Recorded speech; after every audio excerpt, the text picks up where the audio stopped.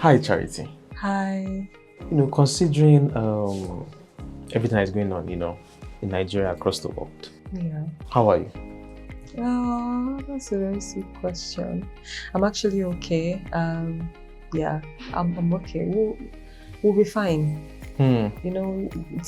It's crazy, but I like the optimism. We'll be fine. We'll be fine. We're always fine. Not to power. That's optimistic. But yeah. So to business. TikTok.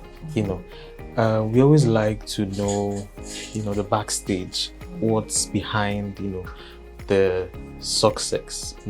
Can you take us through, the journey before TikTok, and how it all came into place, being a TikToker?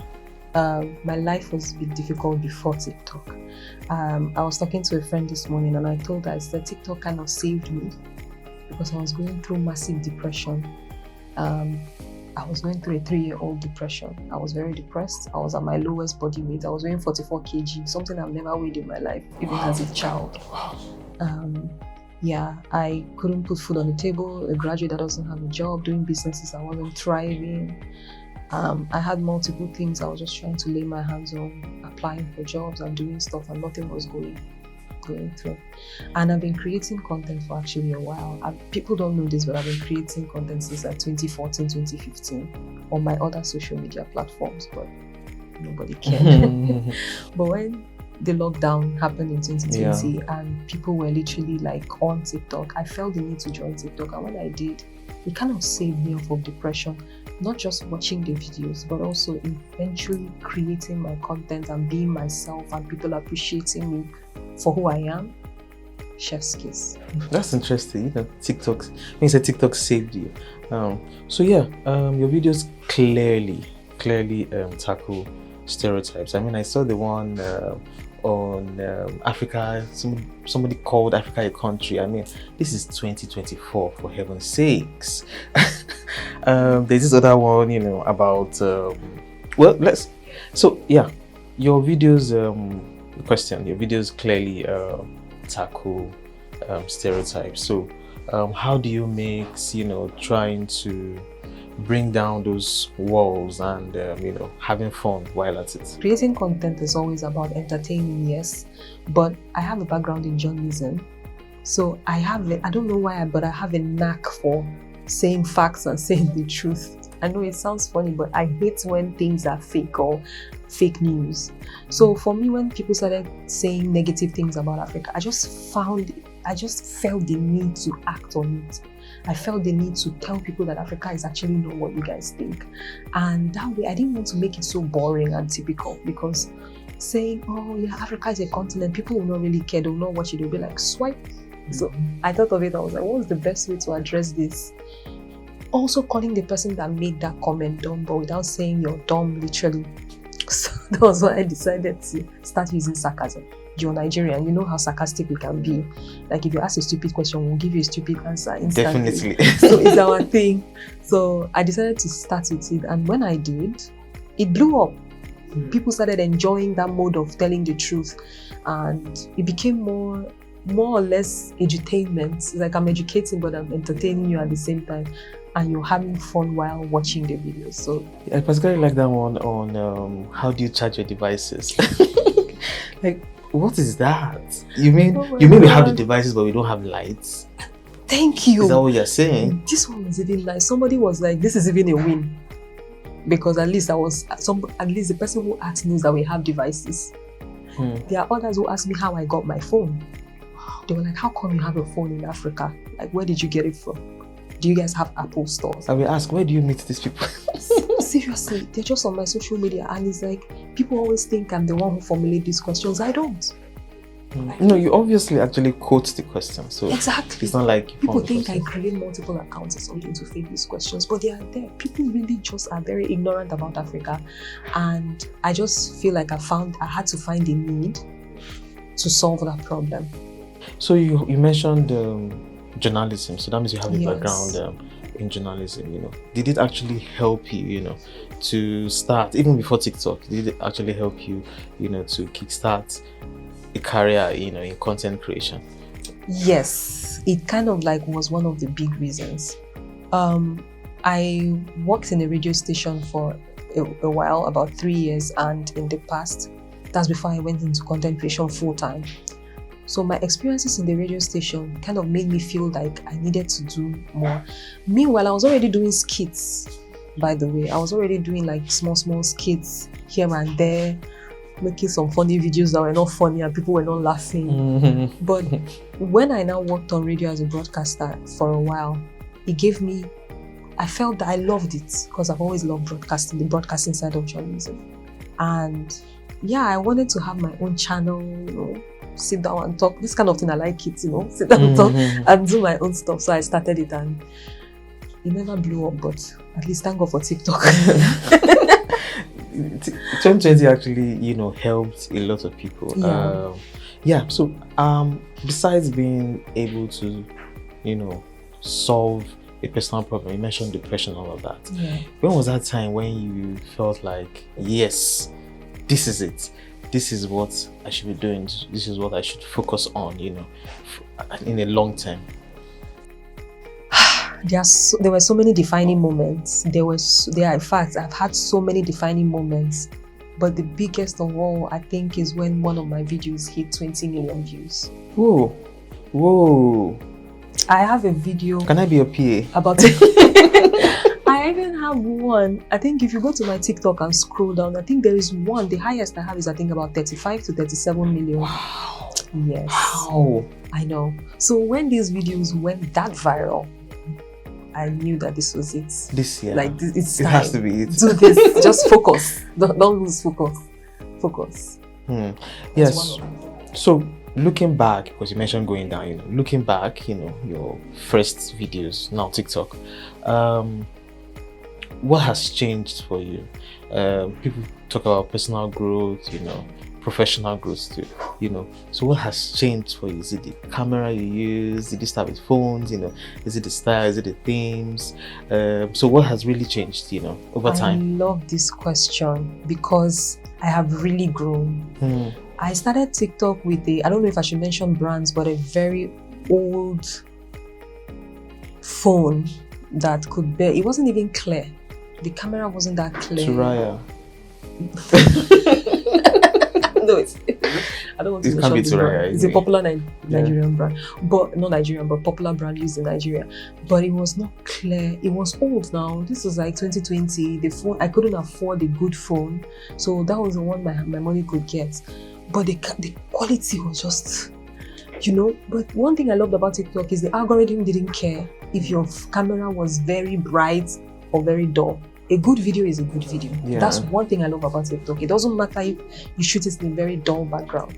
So yeah, I grew on that. I didn't really have lights. I had to use natural lighting at times. So I also eventually started buying like ring lights and stuff. My phone's improved and now I use a way better phone. And yeah, even as a person, I grew. I learned about content creation in depth. Because in the beginning, when I started content creation, for me, it was just to put out something there and maybe go viral. But joining TikTok eventually, and with the growth and the time I've spent on TikTok, I've learned more of the tips and tricks on content creating, and I can actually teach a masterclass right now because I feel like I feel like I've grown to that point of knowing what to do, what not to do, to be able to grow on. So it seems TikTok actually helped, you know, your growth. So tell us, you know, what are those things that, you know, features, you know, elements that TikTok offers, you know, those interesting things that TikTok offers that makes you, you know, want to do more. It also helps you, you know, connect with your audience. So TikTok put me out there. I'm not going to lie. I was a nobody onto TikTok. Let me put that down first. But yeah, there are so many things that I'm available on TikTok. There's so many things you can use to, you know, draw more attention to your platform. Again, like I said, TikTok had a good algorithm even when I started. Even till now, TikTok has like a good algorithm that when you post content, it pushes it to people around the world. Like right now I'm here, but most of my fans are in the US, UK, Canada, Germany, Philippines, India, and it's because of TikTok. I really have less followership from... I see where you get these questions from. Yes, the costume actually is more of US based. So that was what kind of streamlined my audience to mostly the foreign people. And my highest followers are from the US. The highest number of followers I have, almost 80% are from the US. Wow. Yes. So my fan base is in the US. And this is something that TikTok gave us. The algorithm is so favorable So that the prophets not respected in their own house. nobody send me in Nigeria. Sometimes I'll pass, nobody will notice me, but I feel like if I ever went to the United States now, Yeah. I'll get recognized. Another thing I noticed again was in South Africa, when I had a transit this thing in South Africa, I was getting a lot of recognition. People Wow. actually know me more outside, yes. When I went to South Africa, I kept getting stops in the airport, like, oh God, I know you, I love you, Chanty, let's take pictures with you, you know. So yeah, TikTok has, they gave a lot of tools. My biggest thing about their tools is the algorithm. It's just easy and easy to work with. Yeah, so you mentioned TikTok has given you tools and all of that, but there's something important you have not mentioned. We have to go back to it, the grant. Oh, the grant. The yes. $1 million grant. You know? Oh yeah, the grant. That's why we're here. So how did you feel when you were, selected for the grant, and how has it helped you, over time? So this grant, to be honest, it came at the right time for me, because earlier this year, for some reason, I was thinking about ways to donate, to give back to the community, but I'm not buoyant enough to do that all by myself. So I was just thinking about different ways I could help the non-profit. I was even thinking of like maybe reaching out to a non-profit and giving them a small donation, like just anonymously. Yeah. So when TikTok contacted me about this and saying, oh, I'm going to give a non-profit money in your name, so amount of money, I was like, wait, what? This is like a prayer, a dream come true, because for me, it's like that thing I wanted to do, but I didn't have enough funds to do it. TikTok literally just, as if they knew, did it on my behalf. So that way I feel like I've done something. I've helped. Algorithm of the heart. Yeah. So I feel like I've done something, like I've helped. It's one thing to preach about Africa, it's another thing to also go to the grassroots.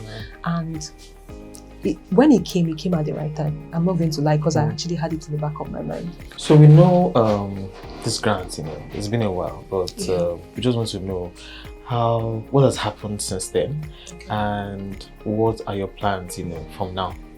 Okay, so it's been 6 months. This October made it 6 months that we got the grant and we started working. But I would like to say that, of course, the grants did not come to me. It went directly to the organization I'm working with, Paradigm Initiative. I don't know if you've heard of them. Okay, so we have also worked together to create content to also draw people, my followers' interest into Paradigm Initiative and what they do, just so that they could also get more attention from the international audience off of the content. So I did the content for them. I also, of course, constantly did my own part to fulfill the grants for them. And right now, I know that there's a long way to go, but I'm grateful that at least to an extent, the kids that this grant is going to will actually really, it will make a difference in their lives. And it's just heartwarming for me. So do you think TikTok will come back, to renew, because of course the money is going to finish. So do you think they will come back and say, okay, let's renew, let's continue this program, for more time? Okay, I wouldn't really know, because it's left to their own discretion. We didn't even know about this in the beginning anyway, so it's not like we knew that there was going to be this. But as this came out to become a thing, it was very, very, I think it was just something really nice, because TikTok loves to, I think there's one thing about TikTok, they are community driven. They love to involve the community. They like doing things that benefit the community. So don't be surprised that they can wake us up in the morning next year and tell us we're still interested in this, let's do this again. Even if it's not through me, through other creators that are amazing as well. Amen, hallelujah. Yeah, so when I watch a video, I see somebody having fun, while teaching people. So say it has been eventful, right? Mm-hmm. So over time, let's start from 2020. What are the peculiar challenges you have encountered from that time till now? Oh my dear, do you want to hear challenges? So I've actually encountered a lot of challenges. I think the biggest one is negative comments. I mean, my content became a thing because of negative comments anyway. People always say negative things about Africa, always telling me, you say that you're in Africa. How did you even get a phone? Like, I'm like, which one is how did I get a phone? I thought that we plucked it from the tree anyway. So it's like negative comments is one of the biggest challenges I think dealing with negativity. Although thank God TikTok gives us tools to control that as well. Like there are tools in the comment section that you can use to control hate comments, and I think TikTok is also very, very, like, they know instantly if you write anything hateful, even in pidgin. Really? Yes, even in pidgin, they take it off immediately. They will give you a community warning. That's nice. Yes, I think that's one thing that has kept most of us safe, even though there are still people who find a way to insult you, but I just don't read the comments. Then another thing again is creators block. Most people don't talk about this enough. As a creative, there are times you hit an impasse, like you're blank.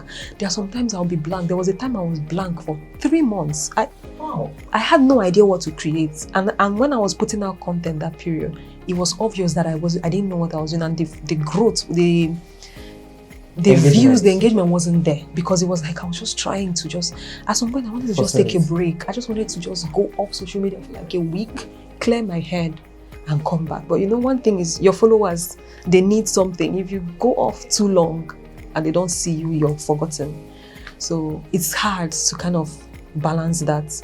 But eventually, thankfully, sometimes inspiration comes, we just make something and it goes viral, or it doesn't go viral, but at least people still watch it and they enjoy it, and that's just it. For creative blog, I can be your muse if you can see. You need ideas, like, So I have these ideas in my head, and every time I'm like, I'm not going to do it. I don't have the energy Always to do the ideas, because if you don't do it, somebody else will. I opened a TikTok account and I'm getting 5 views. You must start filming. I'll teach you 5 views. Anyway, so collaboration. I mean, collaborated with the Paradigm Initiative, but that one is, TikTok enabled. Yeah. On your own part, have you thought about collaboration, and which TikToker will be, the most favorite? I think I have a lot of TikTokers that I enjoy watching, and I sometimes wish I could collaborate with them. But my niche is a very streamlined niche, so it's very rare to find people who do the same exact thing I do. So I have a couple in mind, like maybe three people that are kind of in my niche. But the most important one, the one I want to really love to collaborate with, is Trisha PC. She's actually Congolese, but she lives in South Africa, and she does sort of what I do too, dispelling stereotypes about Africa, but her own is like more versed than mine is. I'm using sarcasm, but hers is more of a whole drama, like she acts like funny characters of people, African aunties, and the way they behave, and she has this African content thing going with her too. She also tells people about movies, African movies. She educates the world about African movies, African theater, Nollywood, Nollywood and other wood that are African based. That way it kind of puts us in the map. And I love that for her, because she's kind of telling people that yes, Hollywood is amazing, but we also have our own stuff over here. So I love Trisha. I've been wanting, I can't wait for the day I'll go to South Africa and create. You should. Like you told me. And I've already done something with her. I did a collaboration with her, but it was like, she sent a video, I sent a video, but I want to like do something with her physically. Yeah, so one last one. I mean, I wanted to respond to this question in the light of, my first question, in the light of what is currently happening. If I wanted to be a content creator now, like I wanted to just resign and just content creation, do you think it's something that would, pay the bills, make me have a good lifestyle, enjoy life, at least to be comfortable? Do you think content creation generally would help me, get to that stage? Thank God you said get to that stage. It pays, but it takes patience. Most people these days just want to go into something just because they want express gratification.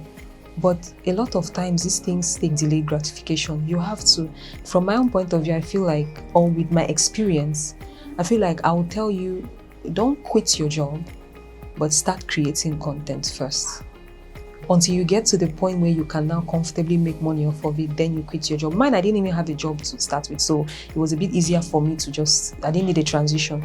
But I'll say Nigeria is quite difficult right now. So if you go and quit your job for content, it takes a while. You may not start making the money immediately because you need to build yourself as a brand. You need to get people to trust you. You need to, not necessarily as much followers, but you need to build yourself as a trustworthy brand so that brands can also approach you for ads and everything. So it's like, and in Africa, of course, we have other incentives of making money on TikTok, but we don't really get like a monthly revenue. So it's like, if you say you want to quit your job, then where do you get income to pay bills in the beginning? But eventually, when you grow to a certain point on social media, of course, you start getting brand deals. If you're even someone who likes using the tools that the app gives you to make revenue, you can even use those tools to grow yourself. But yeah, it takes a while. Not too long ago, some people can be lucky. You can even join and make a video and get viral now. Amen. No, it's possible. I know. Anything is possible on TikTok. You can get viral just with one video. Now, and the whole world will know about you. I'll come to you for ideas. So yeah, it's lucrative. You can make money off of it to pay your bills, but it will take a minute. I didn't start making money off of it since, I think, till 2023 or 2022. 3 years after. Yes. Wow. You said it may not take a while. Your own took a while, though. It took a while for me because at first I started out basic. I didn't really have a niche. So there was nothing about it. It was just me having fun. Then when I built a niche, I had to work on building myself as a brand and my brand as the African brand and Charity Ekezie as a person. So when I started getting ads, they were slow at first, but eventually they started coming, promote our music, promote this, promote that. And then eventually I got to where I am now, comfortable. Thank you. Yeah, so that's it. We're speaking to Charity Ekezie, a very popular TikToker. Yeah. She had like 10 billion followers. She had like 10 billion followers on TikTok, and her videos are most interesting to me because she speaks on stereotypes about Africa, what people think about Africa. You should go and check her out, Charity Ekezie. Thank you once again, Charity, for speaking with us. Thank you so much. I really appreciate the work you do is amazing. Oh, thank you so much. I really do appreciate